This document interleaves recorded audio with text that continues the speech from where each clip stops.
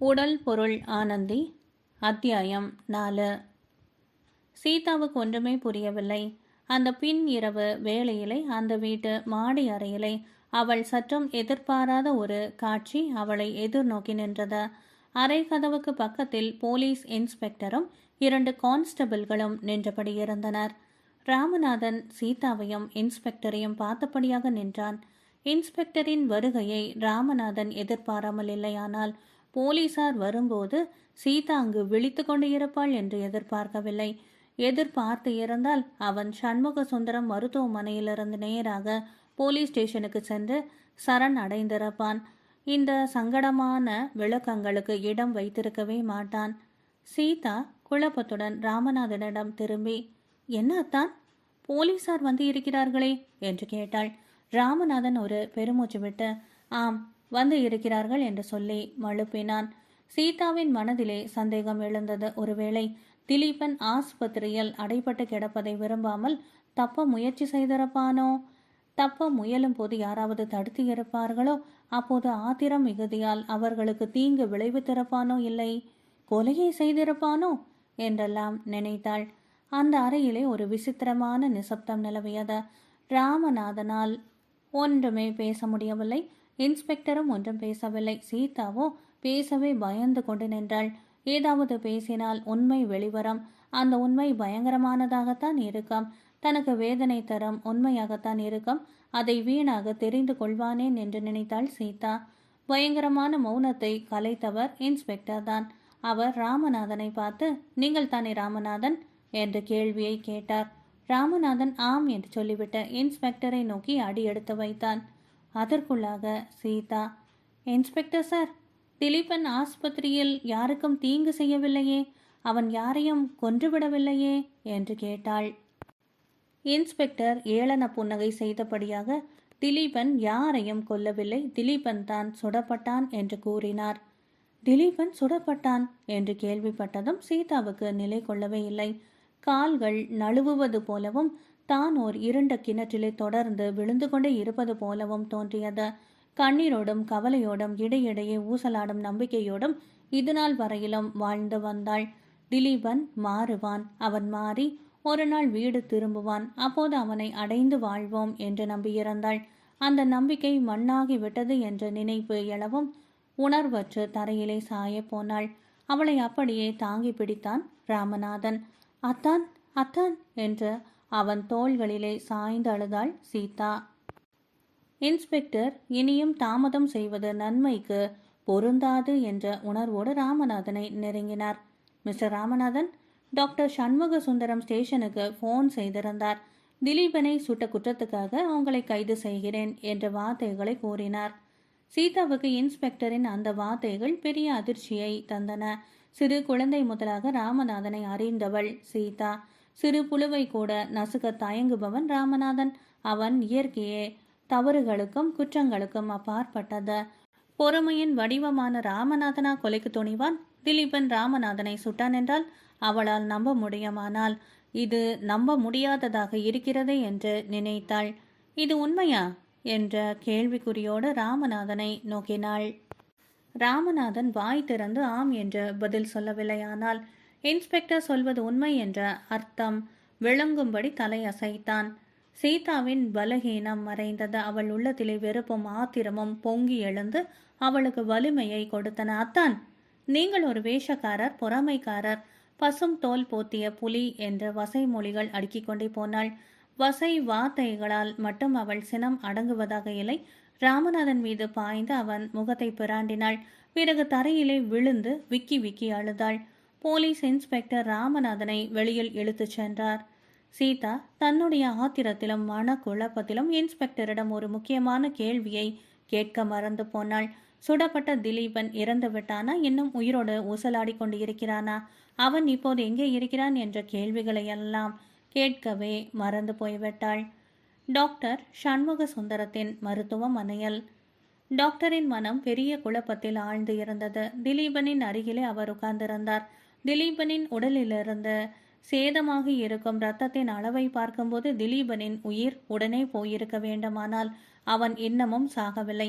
அவனுக்கு ஞாபகமும் திரும்பவில்லை. உயிர் போகாமலும் உயிர் பிழைக்காமலும் ஒரு இரண்டும் கெட்டான் நிலையிலே இருந்தான் திலீபன். டாக்டர் சண்முக சுந்தரம் ரத்தம் செலுத்தி அவனை பிழைக்க வைக்க முயன்றானால் திலீபன் உடல் ரத்தம் சேதமானதற்கு அறிகுறியான எந்த விதமான அடையாளங்களையும் காட்டவில்லை.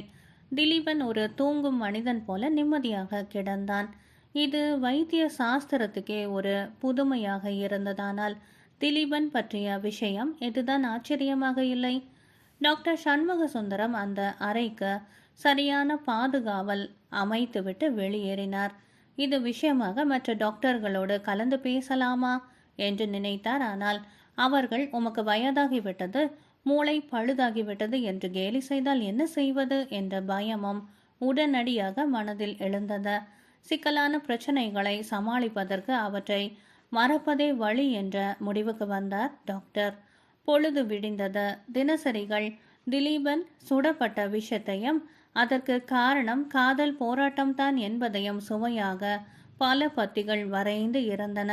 ராமநாதன் வீட்டிலே பத்திரிகை நிருபர்கள் போலீசார் நடமாட்டம் என்று அதிகரித்திருந்தது. சீதாவுக்கும் மீனாட்சி அம்மாளுக்கும் இது எல்லையில்லா வேதனையை கொடுத்தது. வாழ்வில் ஆரம்பம் முதல் கஷ்டங்களையே அனுபவித்து பழகிய மீனாட்சி அம்மாளுக்கு தன் மகன் சுடப்பட்ட செய்தி, அதுவும் ராமநாதன் அதை செய்தான் என்ற உண்மை மிகவும் கலக்கத்தை கொடுத்தது. மீனாட்சி அம்மாளும் சீதாவும் ஆஸ்பத்திரிக்கு சென்றனர். திலீபனை பார்ப்பதற்கு. திலீபன் எந்த உணர்வும் இல்லாமல் படுத்து இருந்தான். அவனுக்கு ரப்பர் குழாய் வழியாக உணவு செலுத்தப்பட்டு வந்தது. அவர்கள் அவனோடு பேசவோ உரையாடவோ முடியவில்லை. தன்னுடைய மகனின் விசித்திரமான நிலையை பார்த்து கண் கலங்கி நின்றாள் மீனாட்சி அம்மாள். விசாரணை தினத்தன்று கோர்ட்டில் பெரும் கூட்டம் சேர்ந்திருந்தது. ராமநாதன் குற்றவாளி கூண்டுக்கு அழைத்து வரப்பட்டான். ஒரு நடை பிணம் போல அழைத்து வரப்பட்ட ராமநாதன் தன் பார்வையை கோர்ட்டில் அமைந்திருக்கும் திலீபனின் தாய் மீதும் சீதாவின் மீதும் செலுத்தினான். மனம் துணுக்குற்றது. பயிற்சியாலும் பண்பாலும் இந்த குற்றவாளி கூண்டிலே நிற்கும் நிலையை அவன் அடைய வேண்டியவன் அல்ல. தடுக்க முடியாத சக்திகள் ஒன்றன் பின் ஒன்றாக தன்னை இந்த நிலைக்கு கொண்டு வந்து நிறுத்திவிட்டன என்பதை எண்ணும் போதுதான் அவனுக்கு மனிதன் கண்ணற்ற, கருணையற்ற, விதி என்ற மாபெரும் சக்தியின் கை பொம்மை என்ற உண்மை தெரிந்தது. நீதிமன்றத்திலே வக்கீலாக பணியாற்ற படித்தவன் இன்று அதே நீதிமன்றத்தில் குற்றவாளியாக நிற்க வேண்டிய நிலையை அடைந்துவிட்டான். இவ்வாறு அவன் சிந்தனைகளில் ஈடுபட்டு இருக்கும்போது நீதிபதி தன் ஆசனத்தில் வந்து அமர்ந்தார். நீதிபதியாக வந்து அமர்ந்த மணிவாசகம் அவனுடைய மாமா ராமலிங்கத்தின் நெருங்கிய நண்பர். ராமநாதனிடம் மிகவும் அன்பு செலுத்தியவர். ராமநாதன் குடும்பத்துக்கு மிகவும் வேண்டியவர். அவர் முகத்தை ஏறிட்டு பார்க்கவும் அவனுக்கு வெட்கமாக இருந்தது. நீதிபதி மணிவாசகம் கம்பீரமாக கோர்ட்டை ஒரு முறை பார்த்தார். மகள் சீதாவோடு சோகமே உருவாக உட்கார்ந்திருக்கும் தன் நண்பர் ராமலிங்கத்தை பார்த்தார். ராமலிங்கம் தலையை கவிழ்த்து கொண்டார். எப்படி வாழ்ந்த குடும்பம் எப்படியாகிவிட்டது என்ற நினைப்பு நீதிபதியின் மனதிலே எழுந்ததானால் அடுத்த வினாடியே நான் இந்த வழக்கை விசாரிக்கும் போது நீதிபதி என்ற எண்ணம் எழுந்தது. உடனே தன் உணர்ச்சிகளையும் பாசத்தையும் கலற்றி வைத்துவிட்டு நீதிபதி எந்திரமாக மாறினார். விசாரணை தொடங்கி வழக்கப்படி நடக்க வேண்டிய சட்ட சடங்குகள் நிறைவேறின. ராமநாதன் சார்பிலே ஒரு பிரபல திறமைசாலியான வக்கீல் அமர்த்தப்பட்டு இருந்தார். அவர் பேச எழும்போது ராமநாதன் குறுக்கிட்டான். நீதிபதி அவர்களே, எனக்கு வக்கீல் தேவையில்லை என்றான். இது ராமநாதனின் மாமா ராமலிங்கத்துக்கும் பேச எழுந்த வக்கீலுக்கும் திகைப்பை உண்டு பண்ணியது. எப்படியாவது ராமநாதனை விடுதலை செய்ய வேண்டும் என்று அதிக பணம் கொடுத்து ராமலிங்கம் அந்த வக்கீலை நியமனம் செய்திருந்தார். ஆகையால் ராமநாதன் சார்பிலே எழுந்து இருந்த வக்கீல், நீதிபதி அவர்களை, குற்றவாளியின் மூளை சரியான நிலையில் இல்லை என்பதே என் வாதம். ஆகையால் அவர் விருப்பத்தை கேட்கவோ அல்லது அவர் வாக்குமூலத்தை கொண்டோ எந்த விதமான முடிவுக்கும் வர முடியாது என்று ஆட்சேபம் தெரிவித்தார். இந்த வாதத்தை கேட்ட ராமநாதன் ஒரு சோக புன்னகை புரிந்தான். கண்ணியமான குரலில் அமைதியாக நீதிபதியை நோக்கி அவன், நீதிபதி அவர்களே, எனக்கு எந்த விதமான மூளை கோளாறுமே இல்லை. நான் வக்கீலுக்கு படித்தவன்தான். என் கட்சியை நானே வாதாட முடியும். அதற்குள்ள திறமையும் எனக்கு இருக்கிறதானால் நான் விரும்புவது விடுதலை அல்ல, தண்டனைதான். திலீபனை சுட்டது நான் தான் என்று நானே ஒப்புக்கொள்ளும் போது நான் சுட்டதை கண்ணால் பார்த்த டாக்டர் சண்முக சுந்தரமும் அவர் சிப்பந்திகளும் இருக்கும்போது நீதிமன்றத்தின் வேலை எளிதில் முடிய வேண்டியதுதானே என்றான். நீதிபதி: ராமநாதன், சட்டப்படி விசாரணை நடத்தி முடிவுக்கு வருவதுதான் ரூல் ஆஃப் லா. ஆகையால் விசாரணை நடந்துதான் தீர வேண்டும். ஏன், நீங்கள் திலீபனை சுட்டீர்கள் என்று சொல்ல முடியுமா? நீங்கள் போலீசார் முன்னிலையிலும் மேஜிஸ்ட்ரேட் முன்னிலையிலும் எந்தவிதமான வாக்குமூலமும் கொடுக்க மறுத்துவிட்டீர்கள் என்று தெரிய வருகிறது. நீங்கள் உங்களை காப்பாற்றிக் கொள்ள சற்றும் விரும்பாதது ஆச்சரியமாக இருக்கிறதா? நீங்கள் சுய அறிவுடன் பேசுகிறீர்களா, அல்லது வக்கீல் சொல்வது போல உங்களுக்கு மூளை சரியில்லையா என்று சந்தேகிக்க தோன்றுகிறது என்று கூறினார். ராமநாதன் கோர்ட்டிலே உட்கார்ந்து இருக்கும் தன்னுடைய மாமா, சீதா, திலீபனின் தாயான மீனாட்சி அம்மாள் முதலியவர்களை ஒரு முறை பார்த்தான். அங்கு ராமநாதன் தரவிருக்கும் வாக்குமூலத்தை பதிவு செய்ய காத்து இருக்கும் பத்திரிகை நிருபர்களை பார்த்தான். பிறகு ஒரு முடிவுக்கு வந்தான். நீதிபதியை நோக்கி, நீதிபதி அவர்களே, எனக்கு என்ன தண்டனை வேண்டுமானாலும் கொடுங்கள், அக்கறையில்லை. இப்போதே எனக்கு மூளை சரியில்லை என்ற பிரச்சனை எழுந்து இருக்கிறதா? இன்னும் திலீபனை நான் ஏன் சுட்டேன் என்பதற்கு நான் காரணங்கள் கொடுக்க தொடங்கினால் என்னை பைத்தியம் என்றே கூறிவிடும் உலகம். நான் சொல்லுவதை யாருமே நம்ப மாட்டார்கள். அதை யாரும் நம்பவும் முடியாது. ஏன், நானே நம்ப முடியாமல் தவிக்கிறேன். நான் தரக்கூடிய காரணங்கள் பகுத்தறிவிக்கும் விஞ்ஞானத்துக்கும் பொருத்தமானவை அல்ல. 20ஆம் நூற்றாண்டு மக்கள் கண்களால் காண்பது உண்மை, காதால் கேட்டு அல்லது ஸ்பரிசித்து உணர்வதுதான் உண்மை என்று நம்பி வாழும்போது நான் கூறப்போகும் எதையும் நம்ப மாட்டார்கள். விண்ணுக்கும் மண்ணுக்கும் இடையே எவ்வளவோ இருக்கின்றன என்ற ஷேக்ஸ்பியர் வாக்கியத்தின் உண்மையை உணர்ந்தவர்கள் ஒருவேளை என்னை நம்பலாம். இந்த ரகசியம் என்னோடு மடிவதே மேலானால் ஒரே ஒரு வேண்டுகோள்: திலீபன் உயிர் பெற்று வாழ்ந்தால் அவனை சிறையிலே வைத்திருக்க வேண்டும். அவனை யாரும் நெருங்கக்கூடாது. அப்படி அவன் இறந்துவிட்டால் அவனை தயவு செய்து புதைக்கக்கூடாது. அவனை எரித்துவிட வேண்டும் என்று கூறி முடித்தான். இந்த வாக்கு மூலத்தை கேட்டவுடனே கோர்ட்டிலே எல்லோருமே ராமநாதன் ஒரு விதமான பைத்தியமோ என்றுதான் எண்ணினார்கள். ஆனால் நீதிபதி மணிவாசகம் மட்டும் ஒரு வினாடி சிந்தித்தபடியாக இருந்தார். பிறகு ராமநாதனை நோக்கி, உங்கள் விளக்கம் நம்ப முடியாதபடியாகவே இருக்கட்டும், பரவாயில்லை. நான் உங்களை பைத்தியம் என்று நினைக்கவில்லை. நீங்கள் இந்த குற்றத்தை செய்ய ஒரு காரணம் இருக்க வேண்டும். அது சட்டப்படி ஒப்புக்கொள்ள முடியாத காரணமாகவும் இருக்கலாம். இருந்தாலும் அதை கூற வேண்டியது உங்கள் கடமை என்று நான் நினைக்கிறேன் என்று கூறினார். ராமநாதன் உடனே நீதிபதியை பார்த்து, நீதிபதி அவர்களே, உங்கள் அன்புக்கு நன்றி. நான் காரணம் கூற தொடங்கினால் அது ஒரு பெரும் கதையாக நீளும். அது மட்டுமல்ல, அது எங்கள் குடும்பத்தை பற்றிய விஷயம். கடந்த 7 வருஷ காலமாக எங்கள் குடும்பத்தை ஒரு பயங்கரமான சூறாவளி பற்றி கொண்டு சூழ்ந்து இருக்கிறது. இந்த பொது மன்றத்தில் நான் கூற அதை விரும்பவில்லை. என்னை பொறுத்தவரையிலும் விஷயம் ஒன்று மட்டும்தான். என் குடும்பத்தை சேர்ந்த திலீபனை பொறுத்த விஷயம். அவனை விரும்பி மணக்க இதுநாள் வரையிலும் காத்திருந்து ஏமாந்து இருக்கும் என் மாமன் மகள் சீதாவை சம்பந்தப்படுத்திய விஷயம். என் குடும்ப கௌரவத்தை திறந்த நீதிமன்றத்தில் கூறி அதை ஒவ்வொரு பத்திரிகையும் மேலும் விஷயமாக்க நான் விரும்பவில்லை. எங்கள் வீட்டு கந்தல் துணியை ஊரார் முன்னிலையில் நான் கழுவ தயாராக இல்லை. ஒருவேளை உண்மையை கூறுவதனால் எனக்கு குறைவான தண்டனை கிடைக்கலாம், அல்லது தண்டிக்கப்படாமல் விடப்படலாம். அதை பற்றி அக்கறையில்லை என்றான். இவ்வாறு ராமநாதன் கூறியதை கேட்டதும் நீதிமன்றத்திலே மௌனம் நிலவியது. ப்ராசிக்யூட்டரும் ராமநாதன் சார்பிலே நியமிக்கப்பட்டிருந்த வக்கீலும் ஒருவரை ஒருவர் பார்த்து கொண்டனர். வழக்கு சிக்கலான கட்டத்தை அடைந்துவிட்டது என்பதை எல்லோரும் உணர்ந்தார்கள். இந்த வழக்கை பற்றி இதுவரையிலும் பல விதமான விளக்கங்களும் ஹேஷங்களும் கொடுத்து பத்திரிகை பத்திகளை நிரப்பி வந்த நிருபர்கள் ஆவலோடு காத்திருந்தனர். நாம் நினைத்ததற்கு மாறான அடிப்படை ஒன்றும் வழக்குக்கு இருக்கிறது, அது நமக்கு தெரியாமலேயே போய்விடுமோ என்று குழம்பியபடி உட்கார்ந்து இருந்தனர். ராமநாதன் வாக்குமூலத்தில் ஏதோ ஒரு உண்மை இருக்க வேண்டும். அந்த உண்மையை அவர் பொதுவிலே சொல்ல மறுக்கிறார். அதை கேளாமலே சந்தர்ப்ப சாட்சியத்தை கொண்டு மட்டும் தீர்ப்பு வழங்குவதா என்ற யோசனையில் ஆழ்ந்து இருந்தார் நீதிபதி மணிவாசகம். இந்த நிலையில் சர்க்கார் வக்கீல் எழுந்து இருந்து ஒரு யோசனை கூறினார். மற்ற சாட்சிகளை பொது நீதிமன்றத்தில் விசாரிப்பது என்றும் ராமநாதன் வாக்குமூலத்தை மட்டும் தனிமையிலே சாம்பரில் நீதிபதி இரு தரப்பு வக்கீல்கள் முன்பு ரகசியமாக விசாரிப்பது என்றும் ஆலோசனை கூறினார். நீதிபதி மணிவாசகம் சிறிது யோசித்துவிட்டு, ரகசிய விசாரணைக்கு ஒப்புக்கொண்டார். ராமநாதனும் ரகசிய விசாரணைக்கு ஒப்புக்கொண்டான். முதலில் இன்ஸ்பெக்டர் விசாரிக்கப்பட்டார். பிறகு முக்கிய சாட்சியான டாக்டர் சண்முக சுந்தரம் விசாரிக்கப்பட்டார். பல நாட்களுக்கு முன்பு ஒரு இரவு ராமநாதனிடம் இருந்து போன் வந்தது என்று அதன்படி அவர் சிப்பந்தி ராமநாதன் வீட்டுக்கு சென்று திலீபனை பலாகாரமாக ஆஸ்பத்திரிக்கு அழைத்து வந்து பாதுகாப்பில் வைத்து இருந்ததாகவும் கூறினார். நீதிபதி: திலீபன் பாதுகாப்பில் வைக்கப்பட வேண்டிய ஒரு பைத்தியமா என்று கேட்டார்.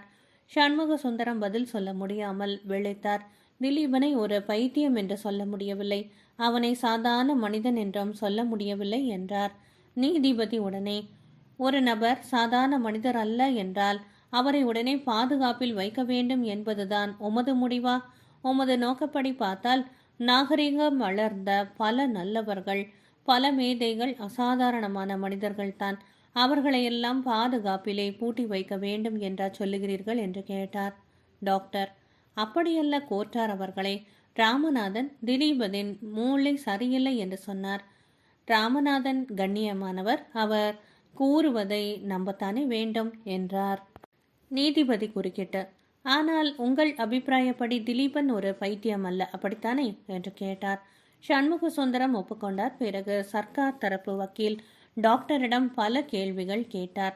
அவர் கொடுத்த பதில்கள் எல்லாமே ராமநாதன் திட்டமிட்டு திலீபனை பைத்தியக்கார ஆஸ்பத்திரியில் அடைத்து பிறகு அங்கு போய் அவனை கொல்லவே முடிவு செய்தான் என்ற அபிப்பிராயம் ஏற்படும்படியாக அமைந்தன. கோர்ட்டில் கூடியிருந்தவர்கள் எல்லோரும் ராமநாதன் மீது வெறுப்பு அடையும்படி இருந்தது. டாக்டர் சண்முக சுந்தரத்தின் சாட்சியம். ஆனால் அவர் என்னவோ தனக்கு தெரிந்த உண்மைகளைத்தான் கூறினார். ராமநாதன் தண்டிக்கப்பட வேண்டும் என்ற எண்ணத்தோடு எதையுமே கூட்டவோ குறைக்கவோ இல்லை. டாக்டர் சண்முக சுந்தரம் கோர்ட்டில் சாட்சியம் கொடுத்து கொண்டிருக்கும் போது அவரது ஆஸ்பத்திரியில் அழகான பெண் ஒருத்தி நுழைந்தாள். அவள் முகமும் கண்களும் ஒருவித கலவரத்தோடு காணப்பட்டன. அவள் ஏதோ முக்கியமான நோக்கத்தோடு வந்தவள் போல காணப்பட்டாள். ஆஸ்பத்திரியில் நுழைந்ததுமே அவள், திலீபன் கடத்தப்பட்டிருக்கும் அறை எங்கே இருக்கிறது என்று விசாரித்தாள் நர்ஸ் காந்தாவிடம். நர்ஸ் காந்தா வந்திருக்கும் பெண்மணியை சந்தேகத்தோடு நோக்கினாள். நீங்கள் யார்? நான் திலீபனுக்கு மிகவும் வேண்டியவள். நான் அவரை உடனே பார்க்க வேண்டும் என்று சொன்னாள் வந்தவள். நர்ஸ் காந்தா தயக்கத்தோடு அவளை திலீபன் படுத்து இருக்கும் அறைக்கு அழைத்துச் சென்றாள். அந்த பெண்மணி ஜன்னல் வழியாக உள்ளே ஆவலோடு நோக்கினாள். திலீபன் ரட்சையற்று கிடப்பது தெரிந்தது. காந்தா வந்தவள் திலீபனுக்கு வேண்டியவள் என்ற சொன்ன காரணத்தால் அவளிடம் பரிவுடன், ஐயோ பாவம், திலீபன் சில நாட்களாக கண்களை திறக்கவே இல்லை, அப்படியே படுத்து கிடக்கிறார். மெல்ல மூச்சு வந்தபடியாக இருக்கிறதே அல்லாமல் அவர் ஒரு சவம் போலத்தான் கிடக்கிறார் என்று சொன்னாள். சவம் போல கிடக்கிறார் என்ற வார்த்தைகளை கேட்டவுடன் வந்த பெண்மணியின் முகத்திலே சுவாலை ஏற்படவில்லை, வருத்தம் ஏற்படவில்லை, எல்லையில்லா சந்தோஷம் ஏற்பட்டது. சிறு குழந்தைக்கு ஒரு விளையாட்டு பொம்மையோ இனிய பண்டமோ கொடுத்தால் அந்த குழந்தை சந்தோஷப்படுவது போல சந்தோஷப்பட்டாள் வந்தவள். அப்படியா? சவம் போலவா கிடக்கிறார்? பேசவே இல்லையா என்றாள். திலீபனுக்கு வேண்டியவள் என்று ஆஸ்பத்திரியில் கூறிக்கொண்டு நுழைந்தவள் திலீபன் நிலை குறித்து கவலைப்படுவதற்கு பதிலாக சந்தோஷம் அடைவது காந்தாவுக்கு ஆச்சரியமாக இருந்தது. அதைவிட ஆச்சரியத்தை கொடுத்தது வந்த பெண்மணியின் குரல். அவள் தன்னையும் மறந்து பேசும்போது அவள் குரல் ஒரு கனத்த ஆண் குரலாக இருந்தது. காந்தா உடனே, என்னமோ இரட்டை குரலில் பேசுகிறீர்களே என்றாள். வந்தவள் தன்னை ஒருவாறு சமாளித்து கொண்டாள். ஆமாம், அது என் பிறவி கோளாறு. சரி சரி, நான் உள்ளே செல்ல வேண்டும், தயவு செய்து கதவை திறந்து விடுங்கள் என்று பூட்டிய கதவை காட்டி வேண்டினாள். டாக்டர் பூட்டிவிட்டு போன கதவை திறப்பதா என்ற கேள்வி காந்தாவின் மனதிலே எழுந்தது. முன்பு ஒரு நாள் பூட்டிய கதவை தன் உணர்வு இல்லாமல் திறந்து விட்டதன் விளைவுதானே திலீபன் இந்த நிலையில இருக்கிறான் என்பதை நினைத்து பார்த்தாள் காந்தா. தயங்கினாள். டாக்டர் உத்தரவு இல்லாமல் நான் இந்த கதவை திறக்க முடியாது என்று கண்டிப்பாக பதில் அளித்தாள். இதை கேட்டவுடன் வந்தவளின் முகம் களை இழந்தது. பெரிய சந்தர்ப்பத்தை நழுவ விட்டவள் போல, சொத்தை இழந்தவள் போல ஆனாள். அந்த பெண் விடாமல் நர்ஸ் காந்தாவிடம் மன்றாடினாள். நர்சம்மா, நான் அவருக்கு ஒரு தீங்குமே செய்யவே மாட்டேன். நான் அவருடைய மனைவி. தயவு செய்து என்னை உள்ளே அனுமதியுங்கள். சில நிமிஷம் நான் அவரோடு தனியாக இருந்தால் போதும், எல்லா சிக்கல்களும் சரியாகிவிடும். உலகத்துக்கே ஒரு பெரிய நன்மை ஏற்படும் என்று துடியாக துடித்து கெஞ்சினாள். டாக்டர் கோர்ட்டுக்கு போயிருக்கிறார். அவர் வந்தவுடன் அவர் அனுமதியின் பேரிலே நீங்கள் உள்ளே போகலாம் என்றாள் காந்தா. அதுவரையிலும் நான் பொறுக்க முடியாது நர்ஸ். நல்ல சந்தர்ப்பம் நழுவிவிடும் போலிருக்கிறதே என்று சொல்லியபடி திலீபன் படுத்திருக்கும் அறையை நோக்கி ஒரு முறை பார்த்தாள். அந்த பெண்ணின் முகத்தில் இருந்த கலவரத்தை கண்ட நர்ஸுக்கு ஒரு கொலை கூட செய்ய துணிவாள் என்று தோன்றியது. தன் இடுப்பிலே சொருகியிருந்த சாவி கொத்தை நர்ஸ் காந்தா கையில் இறுக பிடித்து கொண்டாள். திலீபனின் மனைவி என்று கூறிக்கொண்டவள் வெறித்த பார்வையோடு அந்த சாவி கொத்தை பார்த்தபடியாக, அந்த சாவி கொத்தை இப்படி கொடு என்று அதட்டலுடன் ஆண் குரலில் கேட்டாள். பயந்து போய் நர்ஸ் பின்னடைந்தாள். அவளிடமிருந்த சாவி கொத்தை பிடுங்கும் நோக்கத்தோடு வந்தவள் நர்ஸை நோக்கி முன்னேறினாள். திடீரென்ற திலீபனின் பூட்டப்பட்டிருக்கும் அறையிலிருந்து ஒரு சத்தம் எழுந்தது. அந்த சத்தம் பெரும் கூச்சலும் அல்ல, வெறும் 4 எழுத்து வார்த்தைதான் அந்த சத்தம். ஆனந்தி, ஆனந்தி என்று திலீபன் குரல் அழைப்பது கேட்டது. திலீபனின் மனைவி என்று கூறி வந்த பெண்மணி உடனே வீரென்ற ஆத்திரத்தோடு அரை பக்கமாக திரும்பினாள். நான் ஆனந்தி அல்ல, நான் ஆனந்தி அல்ல என்ற அறையில் படுத்திருக்கும் திலீபனை நோக்கி கதறினாள். அறையினுள் கட்டிலில் படுத்திருந்த திலீபன் அசையவில்லை. அவன் கண்கள் மூடியபடிதான் இருந்தன. அவன் சவம் போலத்தான் கிடந்தான். ஆனால் கண்கள் மூடிய அசைவற்ற நிலையிலே அவன் முகத்திலே ஒரு குரூரமான புன்னகை படர்ந்தது. அவன் உதடுகள் பின்வரும் வார்த்தைகளை தெளிவாக உச்சரித்தன பெண் குரலில். என் உடல் பொருள் எல்லாமே நீதான் ஆனந்தி. என் உடல் பொருள் ஆனந்தி நீயல்லவா? இதை வெளியிலிருந்து கேட்ட பெண் உடல் பொருள் ஆனந்தி என்று ஒரு முறை திருப்பி சொல்லிவிட்டு அழுதபடியாக ஆஸ்பத்திரியை விட்டு ஓடினாள். நர்ஸ் காந்தா ஒன்றுமே புரியாமல் இந்த நாடகத்தை பார்த்தபடியாக திகைத்து நின்றாள். அத்தியாயம் 5. டாக்டர் சண்முக சுந்தரத்தின் விசாரணை முடிந்ததும் கோர்ட் கலைந்தது. மறுநாள் காலையில் ராமநாதனை தனது பிரத்யேக அறையில் வக்கீல்கள் முன்னால் சேம்பர் விசாரணை நடத்துவது என்று முடிவு செய்தார் நீதிபதி. போலீசார் ராமநாதனை அழைத்து கொண்டு வெளியேறத் தொடங்கினார்கள். தலை குனிந்தபடியாக செல்லும் ராமநாதனை பார்த்த சீதாவின் தந்தை ராமலிங்கத்தின் மனம் சொல்ல முடியாத வேதனை அடைந்தது. அன்போடு வளர்த்த தன் சகோதரி மகன் தனக்கு மாப்பிள்ளையாக வந்து சிறப்பாக இருக்க வேண்டியவன் இன்று ஒரு கொலைகாரனாக குற்றம் சாட்டப்பட்டு கைதியாக செல்லுகிறானே. பார்க்க பார்க்க அவருக்கு தன் மகள் சீதாவின் மீது கோபமாக வந்தது. பள்ளம் இல்லாத நேர் பாதையாக அமைந்து இருந்த அவர் குடும்ப வாழ்க்கையில் திலீபன் வந்ததிலிருந்து குழப்பங்களும் சிக்கல்களும் ஏற்பட ஆரம்பித்தன. அலங்காரமாக வாழ்ந்த அவர் குடும்பத்துக்கு அவமானம் ஏற்பட்டதற்கு அவர் மகள் சீதாவின் பிடிவாதம் தான் காரணம் என்று நினைக்கவும் அவருக்கு சீதாவின் மீது கோபம் இன்னும் அதிகமாயிற்று. தந்தையின் சினம் காண காண சீதாவுக்கு வேதனை அதிகரித்தது. மாறுபட்ட உணர்ச்சிகளோடு ராமலிங்கம், சீதா, மீனாட்சி அம்மாள் மூவரும் கோட்டை விட்டு கூட்டத்தோடு கூட்டமாக வெளியே வந்தனர். வேடிக்கை பார்க்க வந்த கூட்டம் ராமநாதனுடைய வாக்குமூலத்தினால் ஆத்திரமடைந்து அவனை கண்டனம் செய்தபடியாக கலைந்தது. கொலையை செய்ய துணிந்தவன் தன் வாக்குமூலத்தை பகிரங்கமாக நீதிமன்றத்தில் சொல்ல மாட்டானாம். பெரிய குடும்ப விஷயமாம், அதை பப்ளிக்கில் சொல்ல முடியாதாம். இவ்வளவு தன்மான உணர்ச்சி உள்ளவன் ஏன் ஆஸ்பத்திரிக்கு போய் ஒருத்தனை சுட வேண்டும் என்று மனம் போன போக்கிலே ராமநாதனை கண்டபடியாக கண்டித்தபடி சென்றார். ராமநாதனுடைய குடும்பத்தினருக்கே அவன் திலீபனை சுட்ட காரணம் புரியவில்லை என்ற விஷயம் பொதுமக்களுக்கு எங்கே தெரிய போகிறதா? கோர்ட்டுக்கு வெளியே போலீஸ் லாரி காத்து இருந்தது. அதில் ஏறும் முன்னால் தரையை பார்த்தபடியாக இருந்த ராமநாதன் தலையை தூக்கி கூட்டத்தை கவனித்த போது வெகு தூரத்திலிருந்து ஒரு பெண் அவனை நோக்கி ஓடி வருவது தெரிந்தது. அவன் முகம் ஆச்சரியத்தில் மலர்ந்தது. பக்கத்தில் இருந்த கான்ஸ்டபிள் வண்டியில ஏறியா என்று தன்னை போலீஸ் லாரியை நோக்கி தள்ளுவதையும் மறந்தான். அவன் பார்வை பூராவுமே தன்னை நோக்கி ஓடி வரும் அந்த பெண் மீது லயித்து இருந்தது. அந்த பெண் வேறு யாரும் அல்ல, ஆஸ்பத்திரியில் திலீபனின் மனைவி என்று கூறிக்கொண்டவள் தான். மயங்கி படுத்து இருந்த திலீபனின் உதடுகள் ஆனந்தி என்று அழைத்தது அவளைத்தான். நான் ஆனந்தி அல்ல என்று உணர்ச்சி துடிப்போடு மறுத்தவளும் அவளே.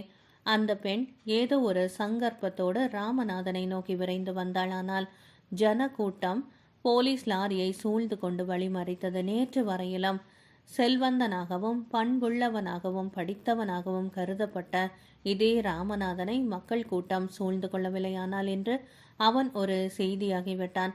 அவன் புகழ் திடீரென்று விரிந்து மக்களுக்கு முன்னால் அவனை ஒரு காட்சி பொருளாக்கிவிட்டது. அவன் சாதித்ததுதான் என்ன? துப்பாக்கியால் திலீபனை சுட்டுவிட்டான். அவன் குற்றவாளி ஆகிவிட்டான். அவ்வளவுதான். குற்றவாளி. ஒரு சினிமா நட்சத்திரம், நாட்டு தலைவன். இந்த மூவருக்குமே மக்களிடையே கவர்ச்சி இருக்கிறதா? மக்கள் கவனத்தை வெவ்வேறு காரணத்துக்காக கவருகின்றது. ஆனந்தி என்று அழைக்கப்பட்டவள் கூட்டத்தை தள்ளி கொண்டு ராமநாதனை நெருங்க அரும்பாடுபட்டாள். ராமநாதனோ அவளை நோக்கியபடி தன்னையும் மறந்து நின்றான். கூட்டம் திரள்வதை கண்ட போலீசார் அவனை போலீஸ் வண்டிக்குள் ஏறும்படி கட்டாயம் செய்தனர். வேறு வழியின்றி அவன் போலீஸ் லாரிக்குள்ளாக ஏறி உட்கார்ந்தான். ஆனால் அந்த பெண் விடாமுயற்சியோடு நெட்டி தள்ளிக்கொண்டு லாரியை அடைந்து விட்டாள். ராமநாதனம் ஆவலோடு அவள் பக்கமாக திரும்பினான். அவள், என் வேண்டுதல் பேரில் எவ்வளோ பெரிய ஆபத்தில் மாட்டிக்கொள்ள நேர்ந்தது, என்னை மன்னித்து விடுங்கள் என்று வேண்டிக் கொண்டாள். இதில் மன்னிப்பதற்கு ஒன்றுமில்லை, நான் என் கடமையைத்தானே செய்தேன் என்றான் அவன். இதற்குள்ளாக போலீஸ் லாரி புறப்பட ஆரம்பித்தது. அவள் வண்டியோடு நகர்ந்தபடியாக, ஊரார் நம்பினால் நம்பட்டும், நம்பாவிட்டால் போகட்டும், நீதிபதியிடம் எல்லா உண்மைகளையும் கூறிவிடுங்கள், தயவு செய்து எல்லா உண்மைகளையும் கூறிவிடுங்கள் என்று கூச்சலிட்டாள். ராமநாதன் நகரும் வண்டியிலிருந்து, நீ தலை மறைவாக இரு, ஆபத்திலே மாட்டிக்கொள்ளாதே என்று அண்ணன் தங்கைக்கு புத்தி சொல்வது போல கூறினான். வண்டி நகர்ந்தது. அதில் இருந்தபடியாக ராமநாதன் கூட்டத்தை நோக்கினான். கூட்டத்தில் ஒருவன் 56 வயதுக்கு, முகத்திலே சிறு மீசையோடு, வாயிலே புகையிலை பைப்புடன் கருப்பு கண்ணாடி அணிந்து நின்றவன் நகரும் போலீஸ் லாரியில் உள்ள ராமநாதனை பார்த்தபடியாக இருந்தான். ராமநாதனுக்கு மனதிலே பகீர் என்றது. உதடுகள் வீதியோடு, ரிட்டையர்ட் மேஜர் மாயநாதன் என்று முணுமுணுத்தான். மேஜர் புன்னகை புரிந்தபடியாக கூட்டத்தில் ஆனந்தி இருக்கும் இடத்தை நோக்கினார். ஆனந்தியை கண்டவுடனே அவர் முகத்திலே புன்னகை மறைந்தது. அதற்கு பதிலாக ஆத்திரமும் குரோதமும் பிறந்தன. தற்செயலாக ஆனந்தியம் மேஜரை பார்த்தாள். பிறகு ஒரே ஓட்டமாக கோட்டை விட்டு வெளியேறினாள். மேஜர் மாயநாதனும் வேகமாக அவளை பின்தொடர்ந்தார். ஆனந்தி என்று கூறப்பட்ட பெண் அதிவேகமாக ஓடியபடியாக பின்னால் திரும்பி பார்த்தாள். மேஜர் தன்னை தொடருவதை உணர்ந்து திகைப்போடு எந்த பக்கம் செல்லுவது என்று தெரியாமல் தவித்து ஒரு வினாடி நின்றாள். எதிரே ஒரு பஸ் வந்ததோ இல்லையோ ஓடி போய் பஸ்ஸில் ஏறிக்கொண்டாள். மேஜர் வேகமாக பஸ்ஸை நோக்கி விரைந்து வந்தார். அதற்குள்ளாக அந்த பஸ் நகர்ந்து விட்டது. பஸ்ஸிலிருந்து ஆனந்தி அமைதியோடு பெருமூச்சு விட்டாள். மேஜர் கூவினார், டாக்ஸி, டாக்ஸி. சாலையில் வந்த டாக்ஸி காரனுடைய காதுகளில் அவர் அழைப்பு விழவில்லை. அவன் ஏதோ சிந்தனையில் இருந்தபடியாக சென்று கொண்டிருந்தான். மேஜர் தன்னுடைய ஆத்திரத்தை தன் கை பைப்பை கடித்து தீர்த்து கொண்டார். போலீசாரால் அடைத்து வைக்கப்பட்டிருந்த அறையிலே இருந்த ராமநாதனுக்கு மனதில் இருந்த ஒரு சுமை இறங்கினார் போல இருந்தது. கடந்த சில மாதங்களாகவே ஒன்றன் பின் ஒன்றாக அவனுக்கு திலீபன் விஷயமாக புது புது சிக்கல்கள், வேதனைகள் தோன்றி வந்தன. அவற்றை சமாளிக்கும் பொறுப்பு அவன் மீது சுமத்தப்பட்டது. அவன் கனவிலும் நினைக்காத கெட்ட பெயரை சம்பாதிக்க நேர்ந்துவிட்டது. எதற்கு எல்லாம் பயந்தானோ அவையெல்லாம் நடந்துவிட்டன. இனி அவனுக்கு புதிதாக ஏற்படக்கூடிய அவமானமோ தீங்கோ ஏதுமில்லை. பொதுவாக மனிதன் பயப்படும் விஷயங்கள், நிகழ்ச்சிகள் எல்லாமே நடவாத வரையிலும் தான் பயத்தை கொடுக்கும்.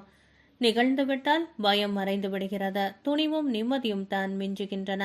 பணக்காரனுக்கு நாம் ஏழையாகி விடுவோமோ என்ற எண்ணம், அந்த எண்ணம் தரும் வேதனை. பணத்தை இழந்துவிட்ட பின் அவன் மனம் பணமின்மையும் ஏழ்மையும் ஏற்றுக்கொள்கிறதா?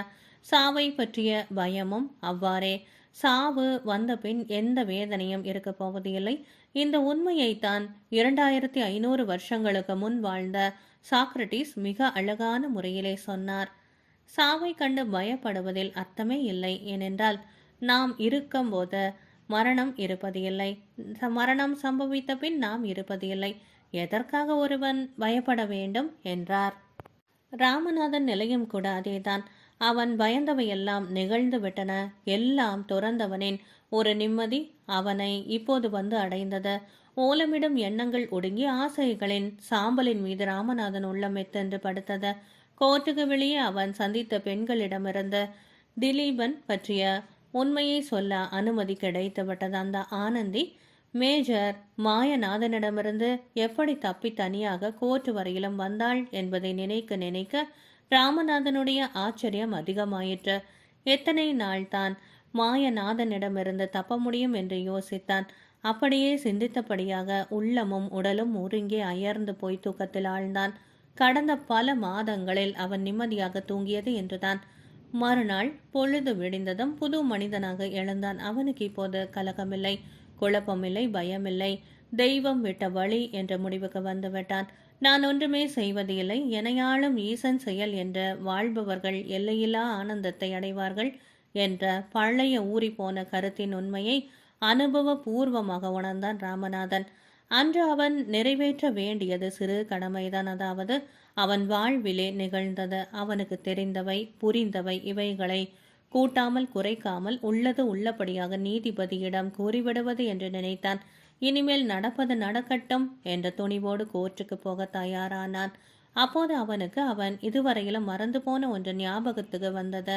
திலீபன் எழுதி வைத்திருந்த தினக்குறிப்பு புஸ்தகம். அவன் நீதிபதியிடம் கூறப்போகும் அதிசய கதைக்கு அந்த டைரியும் அவனிடம் இருந்த கதையும் தான் அத்தாட்சி. அவை பலமான சாட்சியமாக இல்லாவிட்டாலும் ஏதோ ஒரு விதமான பக்க பலமாகவாவது இருக்கும் என்று நினைத்தாள். தன்னுடைய அறையின் பீரோவிலே பூட்டி வைத்திருந்தது ஞாபகத்துக்கு வந்தது. அந்த டைரியை உடனே நீதிபதிக்கு அனுப்ப வேண்டும் என்று நினைத்தான். சிறை காவலாளியை அழைத்து இன்ஸ்பெக்டரை பார்க்க வேண்டும் என்று தெரிவித்துக் கொண்டான். காவலாளி உடனே போலீஸ் இன்ஸ்பெக்டருக்கு தகவல் கொடுத்து அழைத்து வருவதாக சொல்லி போனான். இந்த நிலையிலே ராமநாதன் வீட்டிலோ அன்று நடக்கப் போகும் விசாரணையை பற்றி சிந்தித்தபடியாக ராமலிங்கமும் சீதாவும் உட்கார்ந்து இறந்தனர். வாசல் கதவு மணி கண் கண்வென ஒலித்தது. சீதா திறந்தாள். வாசலில் ஒரு போலீஸ் இன்ஸ்பெக்டர் நின்று கொண்டிருந்தார். சில தினங்களாக போலீஸ் வருவதும் போவதுமாக இருப்பது அந்த வீட்டிலே சகஜமாகிவிட்டது. ராமநாதனின் அறையை பார்வையிட வந்து இருப்பதாக சொல்லிவிட்டு இன்ஸ்பெக்டர் நேராக மாடி அறையை நோக்கி சென்றார். கொஞ்சம் கூட மரியாதை இல்லாமல் சொந்த வீட்டில் நுழைவது போல் அவர் நுழைந்து தன்னிடம் ஒரு வார்த்தை கூட பேசாமல் மாடிக்கு செல்வதை பார்த்து ராமலிங்கம் மனம் புழுங்கினார். இன்ஸ்பெக்டர் மாடி அறையிலே நுழைந்ததும் படுக்கை, கட்டில்கள் எல்லாவற்றையும் சோதனை செய்து பார்த்தார். அவர் எடுத்து போக வந்த பொருள் கிடைக்கவில்லை. புஸ்தக பீரோவிலை தேடினார், அங்கும் கிடைக்கவில்லை. மன திருப்தி ஏற்படாமல் ஒவ்வொரு புஸ்தகமாக எடுத்து பிரித்து பார்த்தார். அவர் தேடி வந்தது அகப்படவே இல்லை. பிறகு அந்த அறையில் இருந்த பூட்டிய பீரோவை பார்த்தார். இந்த பீரோவில் தான் இது இருக்க வேண்டும் என்று தீர்மானித்தார். அவருடன் எடுத்து வந்து இருந்த சாவி கொத்திலிருந்து ஒவ்வொரு சாவியாக எடுத்து போட்டு அந்த பீரோவை திறக்க முயன்றார். சாவிகள் சேரவில்லை. மாடி அறையில் இன்ஸ்பெக்டர் தேடிக்கொண்டிருந்த போது கீழ் ஹாலிலே கதவு மணி தொடர்ந்து கணகணவென்று மறுபடியும் ஒலித்தது. விருப்பமே இல்லாமல் வெறுப்போடு சீதா எழுந்து போய் கதவை திறந்தாள். கதவு கப்பால் அவள் பார்த்த காட்சி அவளுக்கு ஓரளவு கோபத்தையும் ஆச்சரியத்தையும் கொடுத்தது. அங்கு இன்னொரு இன்ஸ்பெக்டரும் 3 கான்ஸ்டபிள்களும் நின்று கொண்டிருந்தனர். இன்ஸ்பெக்டர் மரியாதையோட, அம்மா, தொந்தரவுக்கு மன்னிக்கவும், ராமநாதனின் அறையில் இருந்து ஒரு முக்கியமான பொருளை எடுத்து போக வந்து இருக்கிறோம் என்றார். சீதா மனம் கசந்தபடி, சற்று முன்னால் தான் இன்னொரு இன்ஸ்பெக்டர் அந்த அறையை பார்வையிட வேண்டும் என்று போனார். நீங்களும் போய் அவருக்கு உதவி செய்யுங்கள் என்று குத்தலாக சொன்னாள். இன்ஸ்பெக்டர் திகைப்பு அடைந்தார். இன்னொரு இன்ஸ்பெக்டரா? இருக்க முடியாதே. சில வினாடிகளுக்கு முன்தானே ராமநாதன் என்னிடம் அவர் பீரோவில் உள்ள ஒரு டைரியை பற்றி பிரஸ்தாபித்தார். அந்த ஆள் போலியாக இருக்கும் என்றார். கீழே ஹாலிலே நடக்கும் சம்பாஷணையை கவனித்தபடியாக மேலே படிக்கட்டில் நின்று கொண்டிருந்த போலி இன்ஸ்பெக்டரின் முகம் கலவரம் அடைந்தது. Retired major Mayanathan. அவரும் திலீபனின் டைரியை தான் தேடி வந்து இறந்தார். அந்த டைரியிலே தன்னை பற்றி என்ன திடுக்கிடும்படியான தகவல்கள் இருக்குமோ என்று பயந்து போயிருந்தார். அந்த டைரி கிடைக்காத நிலையிலே போலீஸ் இன்ஸ்பெக்டரை அந்த டைரியை தேடி வரும்போது தாம் மாடி அறையில் போலீஸ் உடையில் இருப்பது பெரிய ஆபத்தாக முடியும் என்று நினைத்தவுடன் அவருக்கு எப்படியாவது அந்த அறையை விட்டு தப்பி போக வேண்டும் என்ற எண்ணமே எழுந்தது. மாயநாதன் அறை கதவை தாளிட்டு கொண்டார். குளியல் அறைக்கு ஓடினார். இதற்குள்ளாக உண்மை போலீஸ் அதிகாரி மாடி ஏறி வந்து வெளிப்புறம் இருந்து கதவை தட்டியபடியாக இருந்தார். உட்புறமாக தாளிடப்பட்டு இருக்கும் கதவை எட்டி உதைத்து திறந்து அறைக்குள்ளாக நுழைந்தார். கான்ஸ்டபிள்கள் மாடி அறைகள் எல்லாம் சென்று தேடினார்கள்.